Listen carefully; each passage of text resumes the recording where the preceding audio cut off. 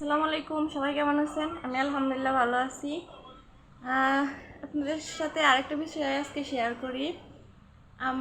যারা নতুন জিনিস বাদে পুরাতন জিনিস কিনতে যান, ওইটা হোক গয়নাগাটি বা হোক কোনো সাইকেল, অটো, প্রাইভেট কার, যাই হোক, যেটাই কিনতে যান অবশ্যই সাবধানতা অবলম্বন করবেন। আমাদের আমাদের বাড়ির পাশে কয়েকজন লোক আছে ঢাকা থেকে আসছে, মানে ওরা ঢাকাতেই থাকতো আর কি। ওরা ঢাকাতেই থাকে সারা বছর, ঈদে টিদে বাড়িতে আসে। তো ওরা অনেকগুলা গয়না নিয়ে আসছে, মানে একটা গলার হার, এক জোড়া কানের ঝুমকা আর হাতের দুইটা রুলি না কি জানি, এগুলো কিনে নিয়ে আসছে স্বর্ণের। তো ও কিনছে নাকি অনেক দিন আগেই। তো কেনার পরে এখন দেশে আসছে, উনি জমি নাকি জানি কিনবো, কিনতে গিয়ে উনি চাইতেছে যে ওনার গয়নাগুলা বিক্রি করে দিব আর কি।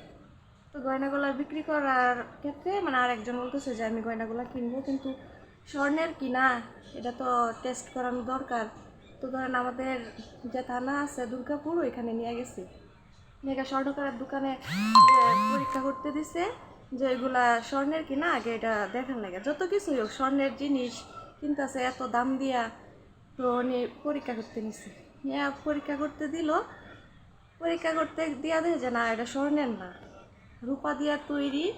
রূপার দিয়া তৈরি করে আর স্বর্ণের পানি না কি দিয়া জানি এটা মানে কালার করছে, মানে পুরাপুরি স্বর্ণের মতোই দেখা যায়। এটা বোঝার কোনো উপায় নাই যে এটা রূপা দিয়া বানায় এরকম করছে। তো যে কিনছে আরেকজনের কাছ থেকে, ও তো কইতেছে আমি তো স্বর্ণেরই কিনছি, এগুলো রূপার হইলো কীভাবে? উনি তো বিশ্বাস করতেছেন। যার কাছ থেকে কিনছে উনি যেই জায়গা থেকে কিনছে উনি ওই জায়গাতে নাই, কই যেন চলে গেছে, কোন বরিশাল না কোন জায়গার জানি আছে। আর এই যে উনি এই জিনিসগুলা কেনার সময় পরীক্ষা করে দেখছে না স্বর্ণ কিনা, বিশ্বাসের উপরে কিনছে, কেনার পরে যে আজকে উনি ধরা খাইলো। মানে পরে তো আর উনি ওই এই গয়নাগাটি রূপার গয়না এগুলা কি কেউ কিনবো? রূপার দাম দিয়ে কিনবো, স্বর্ণের জিনিসের দাম দিয়ে তো আর কিনবো না। তো এই যে উনি ধরা খাইছে, যদি উনি কেনার সময় এটা পরীক্ষা করতো যে আসলে স্বর্ণের কিনা, তাহলে কিন্তু আজকে এই পরিস্থিতিতে পড়ে না, এই সমস্যার মধ্যে পড়ে না। এখন উনি এই যে বিশ্বাসের উপরে কিনছে। তো যে গয়নাগাটি কিনবেন, যেই কিনবেন, পুরাতন কিনেন আর যাই করেন, আগে এটা পরীক্ষা করবেন যে এটা আসলে কি অরিজিনাল স্বর্ণ কিনা।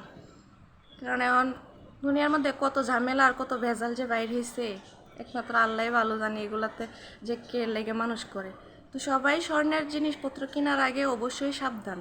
আর মেয়েরা এই বুকামি কাজটা করে বেশি, পুরুষরা তো একটু বুঝছে শূন্য, কারণ ওনার কষ্টের টাকা দিয়া কিনে, তো তাই ওরা একটু বুঝছে শূন্য তারপরেই কিনে। আর মেয়েরা তো বেলহা, বেকল, বুঝে কম, মাথার মধ্যে আছে কতটা বেশিরভাগই গোবর। এই যে আরেকজনের সাথে খাতির, ও গয়না বেচবো, আমি ওইটা কিনবাম, গয়নার ডিজাইনটা অনেক সুন্দর, কিন্তু ও তো আর বুঝছে না ওইটা যে রূপা দিয়ে করা, আর এইরকম কাণ্ড কারখানা কইরা যায় আরেকজন বিক্রি করবো, এটাও বুঝতে পারছে না। যাক, এই কাহিনী গেল। তো উনি দেশে থাকবো আর ঢাকাতে যাইবো না, গেছে অটো কিনতে। তো অটো কিনছে, ওনার ছেলে অটো কিনে অটো চালাইতেছে কয়েকদিন ধরে, মানে এক ফ্যামিলিতেই কাহিনী। ওই ওনার ছেলেও কয়েকদিন চালাইছে অটো, মানে পুরান অটো কিনছে 50,000 টাকা দিয়ে। তারপরে যে ওনার ভাইয়ের কাছে দিব আর কি, ভাইয়া চালাইব, ভাই বেশি চলতে ফিরতে পারে না, 3টা না 4টা মেয়ে, এগুলা নিয়ে কীভাবে সংসার চালাইবো, তাই ভাইয়ের লেগে আচ্ছা ভাইয়েরে দিব কি না পুরান একটা অটো। তো কিনছে, ওইটারও কাগজপত্র দেখে কিনছে যে অটো ভালোই। তারপরে অটো যে ভালো, আরেকদিন পুলিশে ধরছে। ধরেন শিবগঞ্জ একটা জায়গা আছে, ওই জায়গায় পুলিশে ধরছে। পুলিশে ধরার পরে হইতেছে কাগজ দেখান, কাগজ দেখাইছে। আচ্ছা ঠিক আছে, আপনার কাগজপত্রগুলো আমরা রাখলাম, আপনি জান আপনারা ডাকা হইব, ডাকলে থানায় আসবেন। তো যার অটো হারাইছে ও আবার অরিজিনাল কাগজপত্র নিয়ে আসছে, হইতেছে আপনি অটো দেখেন এটা আপনার কিনা। ওই লোক কইতেছে হ্যাঁ এই অটোই আমার, এই যে অরিজিনাল কাগজপত্র। তো ওনার কাছে যদি অরিজিনাল কাগজপত্র থাকে, তাহলে যে অটো কিনছে তার কাছে যে কাগজপত্র, এগুলা কি? তো এগুলা জাল। তো এখন জাল কাগজপত্র এটাও বোঝার কোনো উপায় নাই। তাই পুরাতন জিনিস কেনার ক্ষেত্রে কিন্তু অবশ্যই অনেক ঝামেলা। তারপরে লাস্টে এই যে যে অটো চালাইছে পুরান অটো কিনছে, মানে থানায় আটকায় রাখছে। তারপরে উনি আবার আরেকজন লোকরে নিয়ে অটো কিনছে, ওই লোকরে বলছে যে ভাই এমন এমন ঝামেলা করছে, পরে উনি গেছে থানায় যায়, অনেক ঝামেলা অনেক টাকা টুকা দিয়ে ওরে সারাই আনলো। আর যার কাছ থেকে কিনছিল ওরে থানায় দিয়ে আইছি। তো এই যে ঝামেলাগুলা শুধু পুরান জিনিস কেনার ক্ষেত্রে কিন্তু এরকম হয়। তাই সবাই পুরান জিনিস কেনার আগে অবশ্যই সব কিছু যাচাই বাছাই কইরা 10 জন নিয়ে একটা জিনিস কিনবেন, যেহেতু পুরান জিনিস। আর নতুন জিনিস কেনার ক্ষেত্রে তো শোরুম থেকে আনতেছেন, ওটা তারা অরিজিনাল কাগজপত্রই দিব।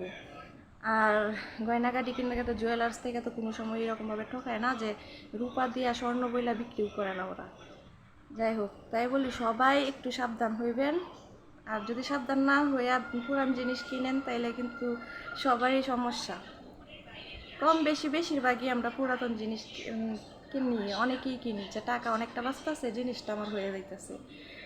তো অবশ্যই অবশ্যই অবশ্যই সবাই বুঝে শুনে তারপরে কাগজপত্র দিয়ে সব কিছু যাচাই বাছাই কইরা তারপরে জিনিস কিনবেন, ঠিক আছে?